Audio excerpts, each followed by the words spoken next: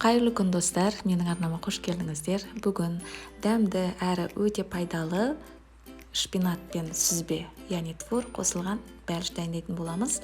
Видеоны соңына дейін көріңіздер. Ең алдымен шпинатты бисквит дайындаймыз. Ол үшін бізге жұмыртқа қажет. Жұмыртқамызға қантымызды салып, яғни аппақ болып көпіргенше жақсылап араластырып аламыз. Жұмыртқамыз бен қантымыз көпіргенше біз мына жақта шпинатымызды жуып тазалап, блендерге салып, үстіне сұйық майымызды құйып, біркелкі масса болғанша езіп аламыз. Жұмыртқа массаға енді шпинатымызды қосамыз. Және де айранымызды саламыз. Бәрін жақсылап араластырамыз.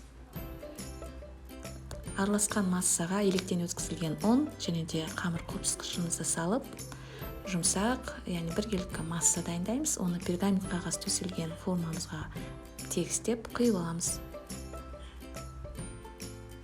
Енді сүзбемізді дайындаймыз.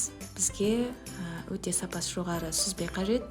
Сүзбеміздің үстіне қантымызды салып, қантымыз ерігенше жақсылап араластырамыз.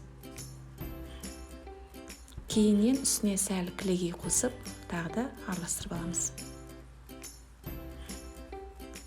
Дайын болған сүзбелі массамызды арнайы қалташаға толтырып салып аламыз. Және де өзіміз құйып дайындап алған шпинатты бисквиттің үстіне сүзбелі массамызды осындай әдемі узор етіп үстіне құйып шығамыз. Бәрін жақсылап тегістеп, үстіне құйып шыққаннан кейін 200 градустағы ысып тұрған пешке 30 минутқа салып пісіріп аламыз.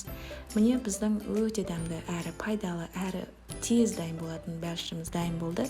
Міндетті түрде жасап көріңіздер. Ұнаса лүпіл басып, қолдап кетсеңіздер болады. Көп рахмет.